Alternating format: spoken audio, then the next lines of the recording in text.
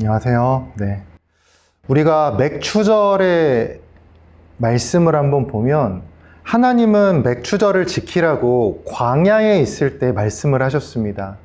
아직 약속의 땅에 들어간 게 아니지만 내가 인도해서 너희를 꼭 들어가게 할 거니까 지금부터 명심하고 지키라고 말씀하시는 거예요. 우리도 같습니다. 광야 같은 이 땅을 살아가지만 하나님은 이 땅에서부터 하나님의 언약으로 하늘나라를 소망하게 하셨습니다. 이 땅에서 우리가 감사하고 예배하며 살아갈 수 있는 것은 이미 언약으로 믿음으로 우리가 하나님 나라 백성이 되었기 때문입니다. 언약과 하나님 나라, 그것을 나의 최고의 유산으로 여기는 여러분이 되시기를 바라겠습니다. 저는 대기업을 다녀본 경험이 있고 공무원을 했던 경험이 있습니다. 그 후에 신학대학원을 가서 목회자의 길을 결정하게 되었습니다. 물론 부르심을 느꼈죠. 계기는 분명했습니다. 저는 첫째가 먼저 하나님의 품에 안기는 슬픔을 겪었지만 아이러니하게도 그 슬픔 가운데 하나님의 실존을 확신할 수가 있었습니다. 이상한 환상을 봤다는 것이 아닙니다. 그저 기도하는 가운데 아이를 품에 안고 하나님 하면서 우는 가운데 그분의 실존을 느꼈습니다. 많은 사람들이 물었어요. 어떤 좋은 회사나 공무원이나 그런 거 아깝지 않냐고. 네가 일하는 게 지금 되게 좋은 거야. 너 되게 좋은 데서 일하고 있고 괜찮은 조건인데 너 목회자 길 가면 힘들다. 굳이 그럴 필요 없어. 네, 여러분, 아무리 좋은 것이 있어도요, 가장 좋은 것을 만나면 좋은 것이 더 이상 눈에 들어오지 않는 겁니다.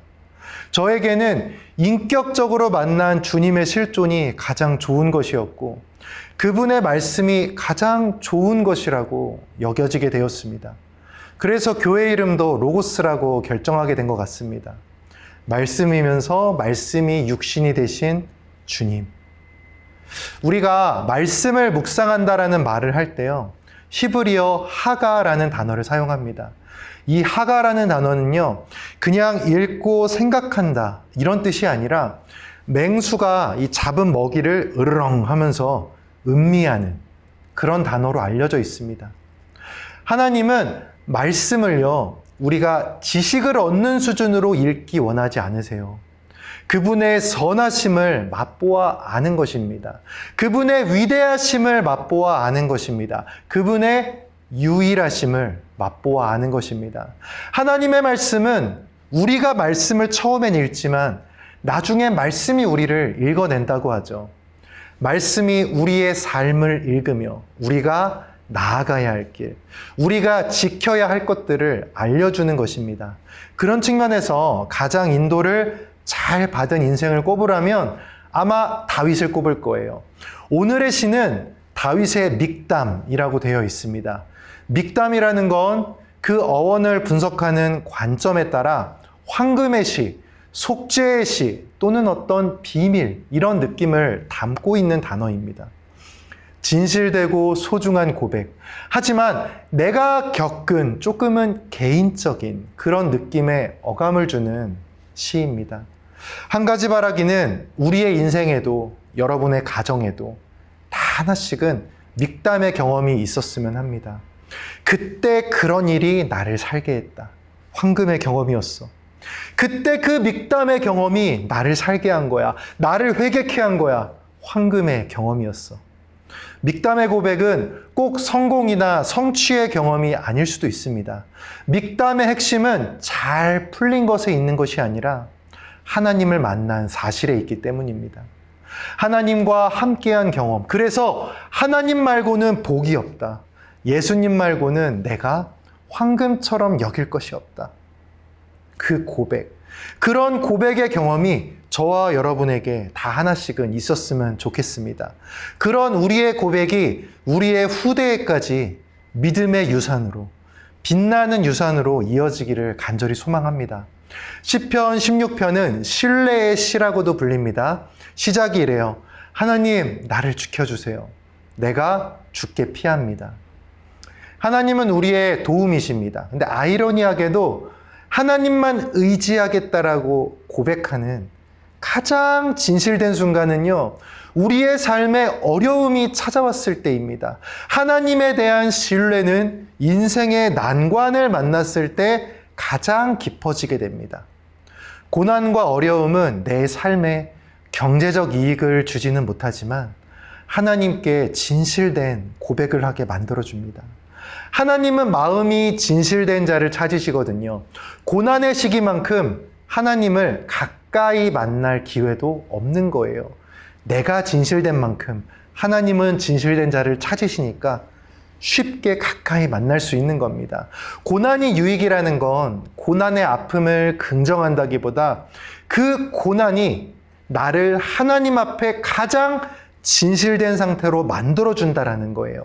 내가 진실되니까 하나님도 우리를 더욱 친밀히 만나주시겠죠. 내가 해결할 수 없는 버거운 것들, 그 인생의 무게만큼 우리의 간절함과 진실함도 깊어지게 되는 겁니다. 근데 여러분, 우리도 어려울 때 다들 다윗처럼 기도하세요. 맞죠? 우리도 힘들 때 다윗처럼 기도합니다. 맞잖아요. 간절하게 기도하는 거예요. 근데 다윗과 우리의 가장 큰 차이가 뭘까요? 그게 해결된 이후의 삶입니다. 많은 경우 그렇게 큰 소리로 기도하던 사람들이 문제가 해결되고 나면, 상황이 종식되고 나면 조용히 한 사람씩 기도의 자리를 떠납니다. 그렇게 외쳐 부르던 기도의 자리가 조용해지는 거예요. 절실함은 분명 필요하지만 절실함이 기도의 핵심 조건은 아닌 것입니다. 여러분, 도박을 하는 사람도 절실합니다.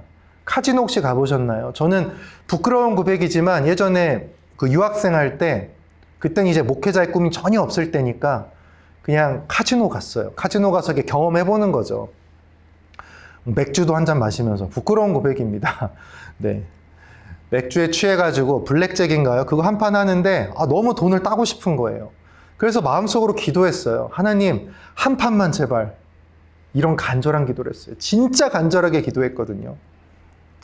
여러분, 도박을 하고 술에 취해도 흐트러지고 그때 당시 저처럼 믿음이 부족한 사람들은 간절히 기도해요. 믿음이 부족해도.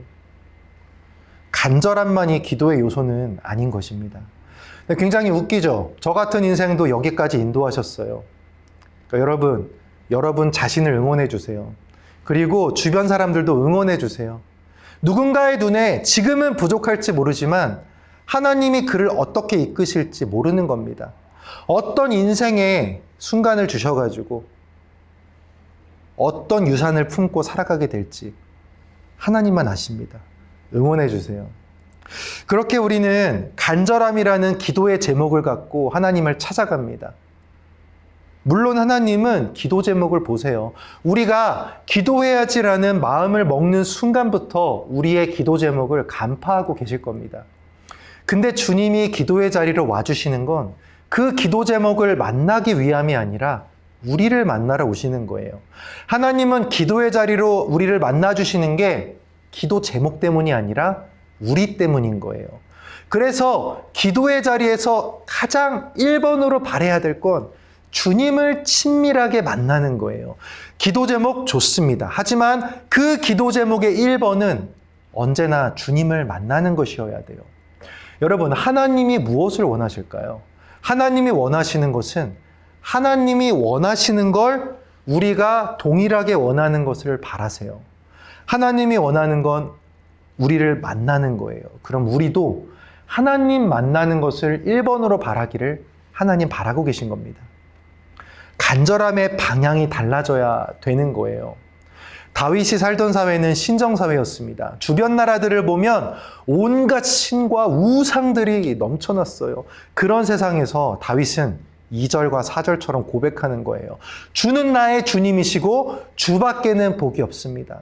주님을 떠나서는 행복이 없다. 내 입술로 우상들의 이름을 부르지도 않겠다. 그리고 이어서 아주 유명한 고백을 합니다. 6절. 내게 줄로 재어준 구역은 아름다운 곳에 있으며 나의 기업이 실로 아름답도다. 제가 여기를 3번역으로 한번 읽어보겠습니다. 줄로 재어서 나에게 주신 그 땅은 기름진 곳입니다. 참으로 나는 빛나는 유산을 받았습니다. 일부 주석서는요, 이 시의 실제 배경이 제사장이 쓴 시라는 의견도 있어요. 근데 상관없습니다. 제사장이 썼든 다윗이 썼든 또는 여러분이 쓴 시라도 느끼는 건 동일한 거예요. 제사장들은요, 레위인들이죠. 땅을 분배받지 못한 자들이었어요. 근데 그런 그들이 고백합니다. 내게 줄로 재어주신 곳, 기름지고 참으로 빛나는 유산을 물려받았다고. 하나님의 일을 가까이 하는 이것이야말로 나의 빛나는 유산입니다. 여러분들 각자 자리에서 섬기는 교회, 그리고 그곳을 담임하는 목사님들이 계실 거예요. 또 여러분들도 마찬가지죠. 동일한 생각을 할 거라고 생각합니다. 하나님을 섬기는 일, 하나님을 예배할 수 있는 일, 예수님께서 그 이름을 알려주시고 구원의 문을 열어주신 이 모든 일들, 정말 그것이야말로 나의 빛나는 유산입니다. 내 자녀가, 또 태어날 또 그 다음의 자녀가 여러분들이 섬기고 여러분들이 봉사했던 교회와 일상의 삶의 자리를 보면서 기억할 것입니다. 나의 부모가, 나의 할아버지가, 나의 선대가 저곳에서 하나님을 섬겼어. 저곳에서 하나님의 뜻을 위해 몸부림치며 살았어. 저 가게에서, 저 직장에서, 저 가정에서, 저때 저 아파트와 주택에서 늘 예배하시고 늘 기도하셨어. 우리는 그 정신을 이어받은 거야. 그것이야말로 우리의 유산이야. 우리가 과거 믿음의 선배들을 보고 그렇게 생각하듯 후대들도 여러분을 보고 또 우리를 보고 그렇게 생각할 것입니다. 다윗은 어떻습니까? 다윗이 속했던 유대 지파 땅은요, 땅은 넓었지만 척박한 광야가 굉장히 많은 곳이었어요. 유다 지파 땅도 물론 북쪽에 기름진 곳이 있죠. 근데 유다 지파는 인구도 굉장히 많았어요. 그 인구에 비례해서 땅도 넓게 받았거든요. 근데 유대 지파 땅을 보고 기름지다라고 말하는 건 어울리지는 않습니다. 하지만 다윗은 언제나 주신 것이 아니라 주신 분을 기억할 줄 아는 사람이었어요. 주신 분이 하나님이시기 때문에 그것은 기름지고 빛나는 유산인 것입니다. 다윗은 칼에 맞아 죽을 확률이 훨씬 더 큰 인생이었어요.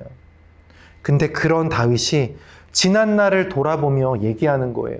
주는 나의 방패, 주는 나의 산성, 하나님만이 나의 도움이셨다. 숨 막혔던 삶이요. 돌아보니까 하나님의 선하심과 그분의 전능하심을 맛보아 알 수 있던 시간이었던 거예요. 분명 죄가 많은 인생이었는데 내 삶을 돌아보니 내 죄보다 하나님의 은혜가 훨씬 더 컸음을 알게 된 거예요. 하나님의 함께하심, 하나님의 용서가 진정한 유산이었음을 깨달은 겁니다. 가진 것 없이 태어난 인생이지만 영원한 생명을 얻었다. 예수님을 믿는 믿음, 아무것도 가진 것 없이 태어난 인생인데 나는 받았습니다. 참으로 빛나는 유산을 받았습니다. 예수님을 믿는 신앙, 구원의 유일한 문, 그분을 믿는 빛나는 유산을 하나님께 받았습니다. 하나님, 이 유산을 제가 잃지 않고 내 후대에게 물려주겠습니다. 당신께 받은 것, 당신을 향한 믿음으로 후대에게 남겨주겠습니다. 저는 기도합니다. 저와 여러분 모두가 100년 후에는 이 자리에 있지 않을 거예요. 100년 후에 우리의 후손들이 우리를 기억할 때 이렇게 기억했으면 좋겠습니다. 우리의 선대는 참으로 빛나는 유산을 물려주었다고. 예수님의 이름, 그분을 아는 지식, 그분을 믿을 수 있는 믿음의 시작을, 믿음의 연결점을 우리에게 허락했다고. 우리의 믿음은 이어져 갈 것입니다. 세상이 흉흉하고 정치와 권력자들이 어떻게 행동하든 우리가 마음을 지키고 하나님께 굳건히 붙들려 있다면 믿음은 이어질 것입니다. 여러분, 현재를 영어로 프레젠트라고 하죠. 제가 예전에 쇼츠에도 올린 내용이지만 선물도 영어로 프레젠트라고 합니다. 지금의 현실은요, 하나님이 주신 선물입니다. 누군가는 아픔 중에 있을 수 있고 누군가는 어려움 중에 있을 수도 있습니다. 하지만 그 안에 하나님의 선물이 있습니다. 반드시 그 안에는 하나님을 만날 수 있는 선물이 숨겨져 있습니다. 나의 현재, 나의 가족. 지금 나를 둘러싼 모든 것들이 혹여 별로인 것 같고 뭔가 나의 기대에 미치지 못하는 것 같을 때요. 지금의 현재가 만족스럽지 못할 때 선물을 받았던 오래전의 현재를 떠올려 보세요. 과거라고 생각하지 마시고요. 오래전 현재, 오래전에 선물을 받았던 그때를 떠올려 보세요. 자녀에게 불만이 있으신가요? 처음 아이가 태어났을 때 그 선물 같던 시간, 그 아이의 눈동자를 처음으로 마주보고 마치 중력이 나를 붙잡듯 그 아이를 중심으로 나의 시간들이 흘러갔던 그 아름다운 선물 같던 시간을 떠올려 보세요. 사랑하는 나의 배우자에게 이상한 마음이 드시나요? 불평과 불만이 생기시나요? 처음 그 사람을 만났던 그 선물 같던 시간을 떠올려 보세요. 함께 거처를 마련하고 그 집에 인사를 가고 함께 어려움을 겪고 이겨내고 그때의 선물은 지금도 동일한 선물입니다. 선물을 바라보는 나의 마음이 이상해진 것뿐이에요. 세상을 살다 보니 힘든 삶 살다 보니 선물을 선물로 여기지 못해서 그런 것이지 여러분이 꼭 나빠서도 아니고 선물이 망가져서도 아니에요. 여러분은 열심히 사셨고 그 열심히 살아가는 가운데 힘들어서 선물을 선물로 느끼지 못했을 뿐입니다. 하지만 여러분, 오늘 말씀을 아멘으로 받으신다면 나의 주변에 있는 것들을 다시 한번 바라보세요. 하나님이 주신 선물입니다. 참으로 빛나는 유산이고 아름다운 선물입니다. 여러분은 하나님에 속한 자입니다.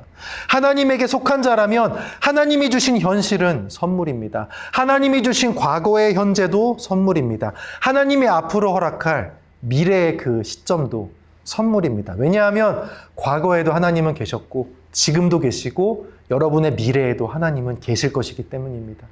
빛나는 유산, 참으로 아름다운 선물을 받으신 여러분, 예수 그리스도라는 이름으로 천국을 상속받으신 여러분, 그 선물을 기억하며 언제나 기뻐하시기 바랍니다. 여러분의 유산은 빛이 납니다. 왜죠? 빛이신 하나님이 주신 거기 때문이에요. 어떻게 우리가 범사에 감사할 수 있습니까? 누구도 빼앗아갈 수 없는 찬란한 유산, 예수 그리스도의 구원을 기억하며 살아가기 때문입니다. 어떻게 항상 기도할 수 있습니까? 나를 가장 사랑해 주시는 분께서 나를 만나 주시는 걸 기뻐하십니다. 여러분, 하나님은 우리를 마지못해 만나시고 마지못해 사랑하시는 것이 아니라 예수 그리스도 독생자를 내어주시면서까지 기쁨으로 전심으로 사랑하십니다. 하나님이 우리를 전심으로 사랑하시는데 우리가 어떻게 기뻐하지 않을 수가 있습니까? 집 나간 아들을 기다리는 탕자, 그 탕자의 아버지처럼 정말 기쁘게 여러분을 맞아주십니다. 기도의 자리에서 하나님이 그렇게 여러분을 맞아주세요. 어떻게 기뻐하지 않을 수가 있습니까? 기도하지 않을 수가 있습니까? 우리의 노력이 아니고요. 하나님의 사랑과 예수님의 존재로 기뻐하고 기도할 때 우리는 항상 기뻐하고 범사에 감사하며 기도할 수 있는 것입니다. 복되십니다. 마음이 갈급해서 말씀을 찾으신 여러분, 여러분에게는 찬란한 유산이 주어져 있습니다. 빛나는 것에서 한 단계 업그레이드된 찬란한 유산이에요. 왜 찬란하다고 하냐면요, 다윗은 예수님의 이름까지는 몰랐어요. 그래서 빛나는 유산이에요. 물론 최고예요. 근데 우리는 예수 그리스도의 이름을 알고 있어요. 찬란한 거예요. 빛남을 넘어서 찬란한 거예요. 복되십니다. 내가 의로움이 없고 내 의로움이 텅텅 비었음을 깨달아서 예수님의 이름을 갈망하는 여러분, 여러분에게는 구원이라는 빛나고 찬란한 유산이 주어져 있습니다. 누구도 앗아가지 못할 구원의 유산, 빛나는 예수 그리스도의 이름으로 구원을 얻으신 여러분, 하늘나라를 상속받은 여러분, 빛나는 유산이 여러분과 함께 있습니다. 오늘의 말씀을 아멘으로 받으신다면 마지막 날까지 예수님이라는 빛나는 유산을 얻은 기쁨으로 그분이 주시는 좋은 생각과 그분이 깨우쳐 주시는 교훈들을 따라가면서 믿음 안에 굳건히 살아가시는 여러분이 되시기를 소망하겠습니다. 여러분이 품은 빛나는 유산, 주님 다시 오실 그날까지 대대손손 여러분들을 통하여 그 유산이 이어질 수 있기를 우리 주 예수 그리스도의 이름으로 기도하겠습니다. 우리 함께 기도하겠습니다.